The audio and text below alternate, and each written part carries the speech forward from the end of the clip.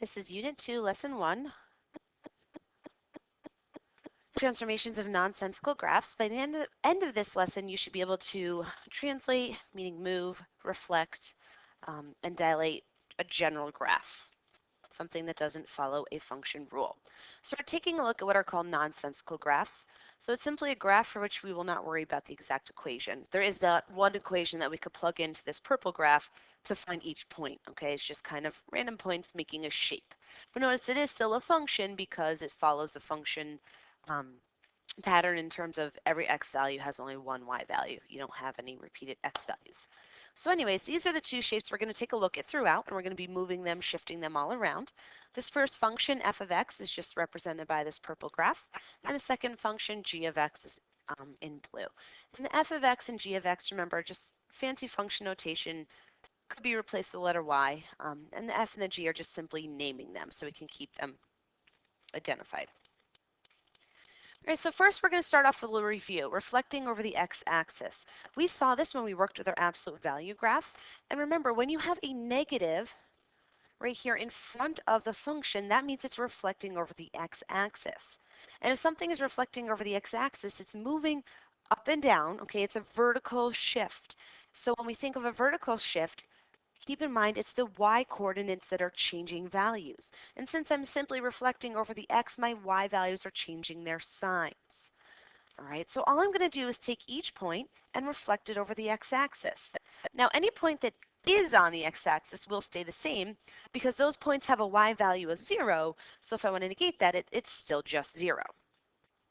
This point right here, this point at -2, 4, if I want to reflect that, I'm just going to go -2, -4, because once again, it's the y values that's changing places when I'm reflecting over x and when I have a negative on the outside of the function. This point right here at 4, 2 becomes 4, -2. And I'm just going to do my best to draw it. So it looks kind of the same. Okay, so the blue drawing on there is the reflection over x. All right, now we can do the same thing with our g of x. This time, most of the points started below our x-axis with negative y values, so when I flip them, they'll become positive y values and vice versa. So I know any points on the x will just stay there. Okay, this point down here at -1, -3 flips up to -1, +3. Okay, my y value is changing. This point right here at 0, -2 goes to 0, 2. My point right here at 1, -3 is 1, 3. All right, now this one starts here at 3, 1, so 3, -1. So just keeping track of where things are flipping to. So then when I draw it, I'll look something like this. Okay, reflection over x. So what's super important to remember, guys, is when that negative is on the outside, it's affecting your nonsensical graph, or when we get into actual graphs of absolute value, quadratic, and square root, it's affecting the outside. It's affecting your vertical movement, your y. All right, now this one has a negative inside. Notice it's inside the parentheses. So that's going to still be a reflection, but this time we're going over the y-axis. Because just like when we were translating and moving our absolute values, when you had a number being added or subtracted inside, it's moving it sideways. So anything happening inside, a negative, a number being multiplied, a number being added or subtracted, it's affecting your x variables. It's shifting your graph or flipping it or doing whatever sideways movement. So I'm reflecting over y-axis. Okay, so the x coordinates are changing points. All right, so this point was at -4, 0, so it's going to flip to 4, 0. This point's on the axis, so it's staying there. I'm just going to erase that one so I don't try to draw it. This point right here was at -2, 4, so it's going to become 2, 4. And then this point right here was at 4, 2, so it's going to become -4, 2. Okay, and so when I draw it, just go up, curve it down, and curve it over. All right, my reflection over y.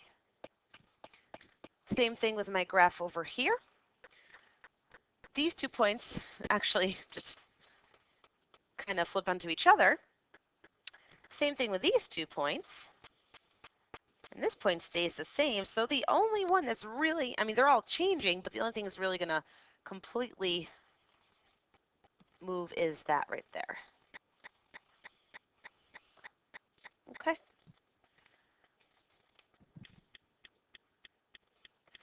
All right, so translations, once again, review. Remember, numbers inside are moving you sideways in the opposite direction. Numbers on the outside are moving the graph up or down in the expected direction. Okay, so tells us if h is greater than 0, the graph slides to the right. And if h is less than 0, the graph slides to the left, keeping in mind the whole negative in there. So just looking at it, x minus 4, I'm moving to the right 4. So this graph, every point moves to the right 4. I'm just moving 1, 2, 3, 4. This point, 1, 2, 3, 4, 4. Okay, so the graph in green is shifted to the right 4. All right, now in red, I will shift this one to the left 3, because we're going in the opposite direction. So back to the original, the purple. Every point I'm just moving to the left 3.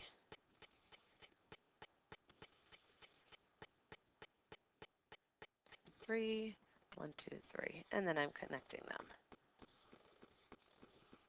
All right, so just remember sideways movement, opposite direction.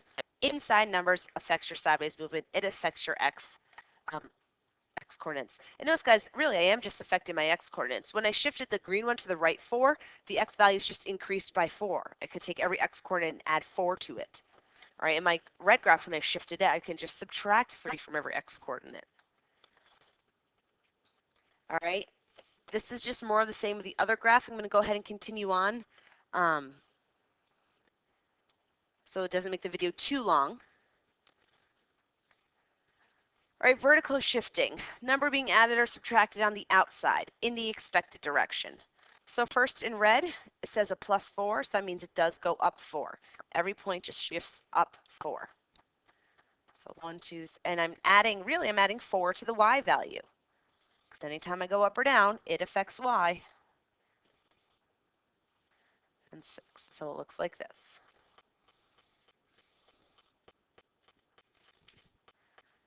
All right, and then in blue, a negative on the outside goes down just the way we expect it to. Move this up.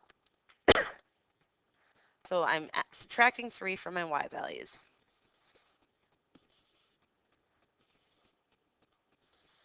All right, and it looks like this. All right, so the vertical and the horizontal shifts should be reviewed. If you do still need assistance, please do not hesitate to come see me. All right, but I'm not going to do every example of those, just like I said, to not keep the video too long. Okay, this is kind of new for us. We talked about vertical stretches and compressions before when you had a number on the outside. We looked at it with an absolute value and we said, okay, our absolute value is like 2 rays, so kind of treat that number as a slope. Well, when we get into quadratics and square roots, keep in mind those are curvy graphs, so we can't solely look at it as a slope, but we'll talk about that next time. For right now, what you need to know is we're going to look at horizontal and vertical, just like everything we're doing. When the number is inside, so you see this A here, it's stretching it or compressing it horizontally. When our number's on the outside, which we'll look at next, it's stretching it or compressing it vertically. Here's what you got to be careful about with a horizontal stretch or compression. It's actually going in the opposite way that you might initially think. If that A value is a fraction, that's actually stretching the graph, okay, by the reciprocal. If the A value is a whole number bigger than 1, the graph is compressed. So the bigger the number, the more smushed it is. The smaller the number, the more spread out it is. And that's opposite of what we've seen with the verticals. Okay, so remember, anytime something's happening inside, it's kind of always the opposite of what you think. So let's take a look. It says, take your f of x graph, the one in purple, and make a horizontal compression by 1/4. Okay, so you're looking at this number at the 4 and you're thinking, wait a minute, that's a 4. I don't understand why I'm doing it by 1/4. Because anytime the number is inside, you're actually going to do the opposite and take a look at its reciprocal. So the reciprocal of 4 is 1/4, and I'm compressing it. So the bigger the number, the more smushed in it is. And this kind of relates to that whole monkey packet we did when we were saying, hey, the monkeys are doing exercise, and theoretically, the more exercise you do on the inside, which is why the 4 is on the inside, your body's supposed to smush in. Now we know it's all theoretical, but That's the whole concept here. For an inside one, the bigger the number, it's a compression. It's smushing it in. So all I'm doing, so keep in mind, horizontal are your x values. I'm taking those x coordinates and multiplying them by 1/4. They're becoming 1/4 the distance away from that y-axis than they were before. All right, so this first point over here on the left is at -4. And I'm going to multiply it by 1/4, which brings it down to -1. Now this coordinate up here is at -2, and I'm going to multiply it by 1/4, bringing me down to -1/2, which is right here. Notice my scale's going by halves to make it a little bit easier for you to plot some points. All right, this point stays at 0, so when I multiply it, it stays there. Okay, this point 1 times 1/4. Now remember, it's compressing, it's not shifting, everything's moving towards the center. So that's smushing over here to 1/4. And then this point's at 4, so I'm moving it down to 1. So it's going to look kind of funny, guys. Do your best drawing it. It's kind of tight in there, but that's the whole point. It's smushed in. All right, so that number inside, you're multiplying it by, just think of the reciprocal, sorry, and it's going in the opposite direction. So when I look at this one, I have a 1/4 inside. That's telling me the less exercise the monkey did, the wider he gets. So it's stretching that graph by 4. Okay, so all those y coordinates are being multiplied by 4. So from here, this one's at -4. It's going to end up at -16. The one up top here is at -2. So it's going to end up at -8. This one stays at 0. This one's at 1. Okay, that's at 1 right there. So it's end up at 4. And this one's at 4, so we'll end up at 16. Up, down, around.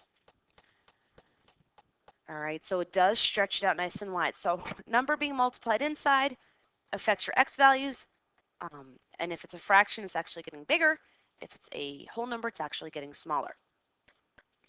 So what I want you to do, pause the video, go ahead and try the compression and the stretch on the g function.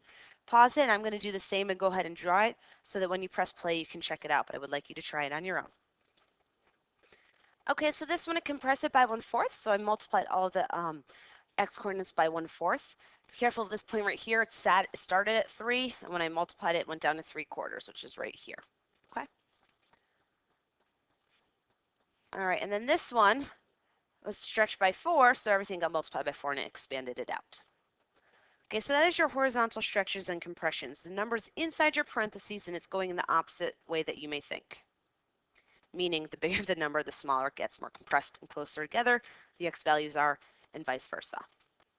All right, and then the last one is our vertical stretch or compression, and we looked at this with our absolute values. This is when the number you're multiplying is outside the function, or outside the parentheses, whatever, and it will stretch or compress in the way you think. The bigger the number, it's going to stretch it out, make it tall. The smaller the number, it's going to smush it together and make it short. So keep in mind, now that it's on the outside, it's vertical, so it's affecting my y values. So for here, if I have f of x and I want to stretch it out to 3 times f of x, vertical stretch by 3. So notice it's staying the same. 3 stays as a 3. It's actually stretching it. And it's my y values. So this y value is at 4. So if I multiply that by 3, I get 12. So I'm bringing my point all the way up top there. Okay, this one stays on the axis. This one's at 1. 1 times 3 is 3. Okay, so I'm multiplying my y values, guys. I'm tripling the distance it is away from the axis. This one's at 2. 2 times 3 is 6.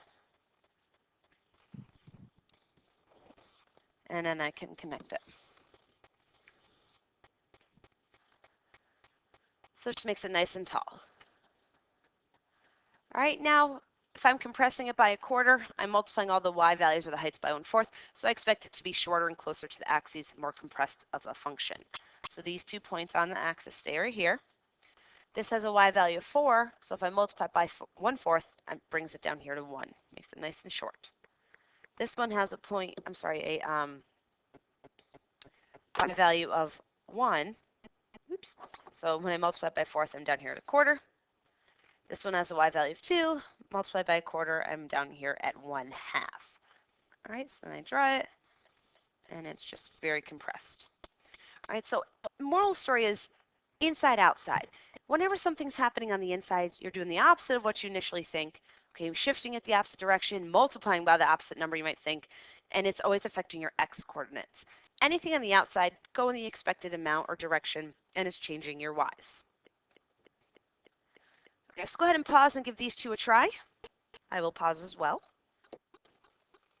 All right, and take a look. This first one I stretched by 2, so all the y values doubled, so you can check out your points. This one I compressed by 1/2, so all of my y values cut in half. All right, now remember, as you're watching this video, it's important that you pause when you need to. If you need to examine the points a little bit closer, pause. I'm going to keep going, so the pauses and breaks you would have in class, that's for you to control on your own. All right, let's just finish up with just a couple applications. All right, so here's our problem. We need to write an equation for the graph of the function that shifts the graph 3 units left. It stretches the graph vertically by 2. It reflects over x, and then we translate it up 4. All right, and this is a function we're doing it to. Y equals x squared, or f of x equals x squared. But the x squared is what we're moving with. So let's start. How are we going to show that it's moving 3 units left? Well, if it's going to the left and it's shifting sideways, we know that's got to be inside. So that's going to be inside the parentheses, okay? Inside the parentheses. Now, when I notice, because I moved left, I had to put a plus. So don't forget that opposite factor. I'm vertically stretching it by 2. So vertical stretching is a y change. It's on the outside. So it's going in front.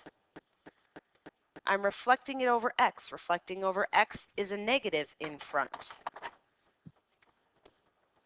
And I'm moving it up 4. So that's being added on the outside. So what we're going to be able to start doing is taking words or taking graphs and writing our equations. Now, some of this is new, so we'll get there. Don't worry if we'll be spending time in class working on that, okay? All right, and let's just go ahead and describe these transformations. So let's take a look at this first one. There's 3 things going on. First, what's this plus 7 do? Well, it's outside, so that means it's moving it up or down in the expected direction. So it's going to be moving it up 7. Oops, sorry, unveiled the wrong one first. Moving it up 7. This negative in front is outside parentheses again, which is why it reflected over x. And this 5 is outside, so it's multiplying in vertical stretch by 5. So outside, inside's a whole key here, guys. In this bottom example, I'm adding 2, but it's inside, so I'm moving it sideways, so the opposite direction.